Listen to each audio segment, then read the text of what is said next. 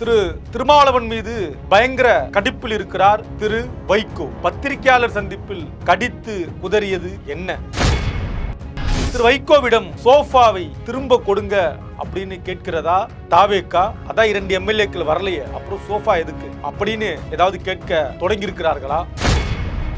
தாவேக்கா அரசுக்கு அரணாக இருப்பேன் என்று பேசியிருக்கக்கூடிய வைகோவை முழுமையாக நம்பலாமா தாவேக்கா அரசு? பார்க்கலாம் இந்த காணொளியில். தமிழ்நாட்டுல எல்லாமே சேஞ்ச் ஆயிடுச்சு. உங்க நகையையும் சேஞ்ச் பண்ணுங்க. உங்க பழைய நகைக்கு கிராமுக்கு 150 ரூபாய் கூடுதலா வாங்கி புது நகை எடுத்துக்கோங்க. அதே கம்மி சேதாரம் தான் உங்க லலிதால மட்டும்தான். ஆச்சி மசாலா, எந்த சமையலும் ருசி தேடும் ரகசியம் 20 ரூபாய். வைகோவுக்கு திருமா மீது இவ்வளவு காண்டு, கிட்டத்தட்ட ஏன் இத காண்டு அப்படின்னு எல்லோரும் சொல்றாங்க அப்படின்னா, அந்த கேள்வி முன்வைக்கப்படுகிறது. திமுக கூட்டணியில நாங்க இருக்கிறோமா அப்படின்னு கேள்வி கேட்கிறப்ப திருமாவளவன் அவர்கள் ஒரு குழப்பமான பதிலை பதிவு செய்கிறார். அதே நேரத்துல தாவேக்காவுடனான கூட்டணியில நாங்க தொடரவில்லை, ஆனால் தாவேக்கா அமைச்சரவையில நாங்கள் பங்கெடுக்கிறோம். தாவேக்காவுடனான அமைச்சரவையில விசிகா இருக்கிறது, ஆனால் தாவேக்கா கூட்டணியில விசிகா கிடையாது அப்படின்ற ஒரு விசித்திரமான பதில திருமாவளவன் அவர்கள் பதிவு செய்திருந்தார். அப்ப வைகோ அவர்கள் இதற்கு பதில் சொல்கிற பொழுது இதை கடந்து போயிருக்கலாம், அல்லது தமிழ்நாட்டு மக்களுக்கு ஒவ்வொருத்தருக்கும் ஒன்னொன்னு புரிஞ்சிருக்கு. இப்ப திருமாவளவன் இப்படி ஒரு பதில பேசியிருக்காரே அப்படின்னு மக்கள் கிட்ட கேட்கிறப்ப மக்கள் என்ன சொல்றாங்கன்னா, அவங்களுக்கு புரிஞ்சதை சொல்றாங்க. இன்னைக்கு திங்கட்கிழமை அப்படின்னு அவங்களுக்கு புரிஞ்சதை சொல்றாங்க. இன்னொரு நம்பரை கேட்கிறப்ப இன்னும் 2 நாட்கள்ல 3 நாட்கள்ல கடுமையான வெயில் இருக்கும் அப்படின்றாங்க.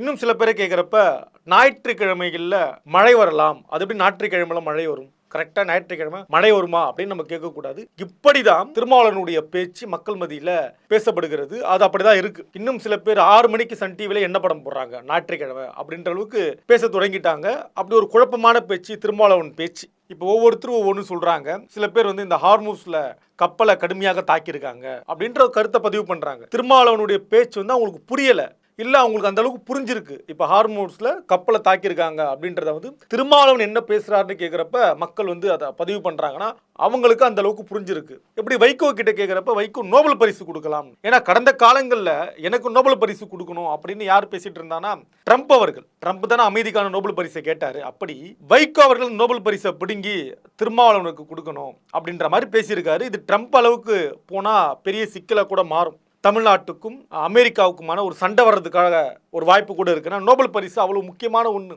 அப்படி வைகோ சொல்வதன் மூலியமாக என்ன பேசிக்கிறாங்க சமூக வலைத்தளங்கள்னா, வைகோவுக்கு திருமா மேல காண்டு. என்ன காண்டு? 2 எம்எல்ஏ யாருக்கு? விசிகா கிட்ட.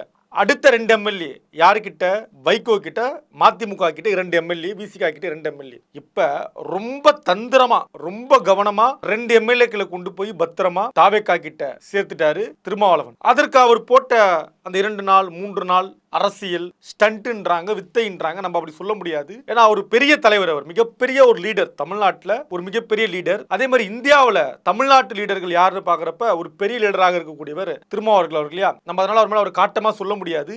மக்கள் அப்படி காட்டமா சொன்னா கூட நம்ம அதை சொல்ல விரும்பல. அவங்க என்னமோ எழுதுறாங்க, அது வேற. அப்ப என்ன பண்றாங்க, திருமா அவர்களை பற்றி சொல்றப்ப ரொம்ப கவனமா கொண்டு போய் 2 எம்எல்ஏவை கரை சேர்த்துட்டாரு. எப்படி திமுக கிட்ட இருந்து கொண்டு போய் கரை சேர்த்துட்டாரு, அமைச்சர் பதவி கொடுத்தாச்சு. இப்ப வைகோவுக்கு என்ன இதுல எரிச்சல்னா, நம்மளும் 2 எம்எல்ஏ வச்சிருந்தோம். 2 எம்எல்ஏ வச்சு போய் திரு விஜய் அவர்களை பார்த்தோம். பிறகு சோபாக்கள் பரிமாறப்பட்டது, இல்ல பாய் பரிமாறப்பட்டதுன்றாங்க, மெத்தை பரிமாறப்பட்டது, சேர் பரிமாறப்பட்டது, என்னென்னமோ சொல்றாங்க, நிறைய பரிமாறப்பட்டது, அன்பளிப்பாக கொடுக்கப்பட்டதுன்றாங்க. அது எதுவும் உண்மைன்னு தெரியல. ஆனா இப்ப என்ன சிக்கல்னா, நம்ம 2 எம்எல்ஏவை கொண்டு போய் கொடுக்க முடியலையே.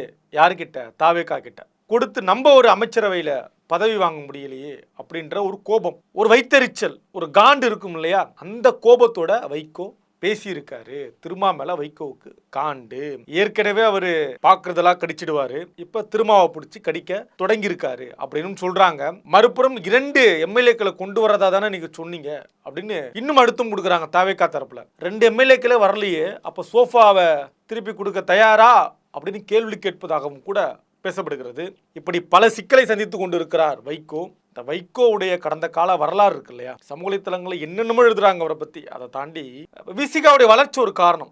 உள்ளபடியே இந்த 10 ஆண்டு காலம் விசிகா பெரிய அளவில் வளர்ந்திருக்கிறது. ஆனா மதிமுக வளர்ந்திருக்கிறதா, மதிமுக இருக்கிறதா அப்படின்ற கேள்வி எல்லாம் இருக்கு. இன்னைக்கு ஊர்ல ஒரு தெருவில் எத்தனை பேர் மதிமுக இருக்காங்க அப்படின்னு கேள்வி கேட்டா கேள்வி கேட்க வேண்டிய அவசியமே வராது. அதனால நம்ம அதை பேச வேண்டாம். இப்போ வைகோவுடைய கடந்த கால அரசியல் என்ன, திமுக ஒரு வாரிசு கட்சி, வாரிசு அரசியல் அப்படின்னு சொல்லிட்டு இன்றைக்கு தன்னுடைய மகனை வாரிசாக கொண்டு வந்து வைத்திருக்கிறார் திரு வைகோ. இதை பற்றியெல்லாம் வைகோ கேட்டால் அவருக்கு ஒரு ஞாபக மருதி வியாதி வந்து விடுகிறது. அதை அவர் கடந்து போய் விடுவார். எந்த பத்திரிகைக்காரங்களும் துணிச்சலாக அவர் கேள்வி கூட கேட்கல. உங்களுக்கு பிறகு உங்கள் மகன் வாரிசாக வருகிறாரே அப்படின்னு கேட்க மாட்டாங்க. கேட்டா என்ன ஆகும் தெரியும், பத்திரிகைக்காரங்க அவர் எப்படி அணுகுவார்னு. இப்படி ஒட்டுமொத்தமாக இவர் திருமா மீது ஒரு காண்டில் இருக்கிறார். ஸ்டாலின் மீது ஏற்கனவே கடந்த காலங்களில் ரொம்ப காண்டில் இருந்தார். எனவே இப்படியெல்லாம் அவர் பேசி வருகிறார். இவருடைய பேச்சு என்பது அப்படிப்பட்டதாக இருக்கிறது.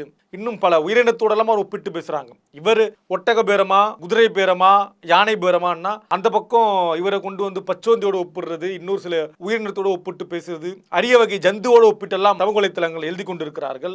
வயதான காலத்தில் அவருக்கு வந்திருக்கக்கூடிய ஒரு மிகப்பெரிய தொல்லை, அரசியல் ஸ்டண்ட். இது என்ன பண்றது, சமூக வலைத்தளங்கள் அப்படி எழுதுகிறார்கள்.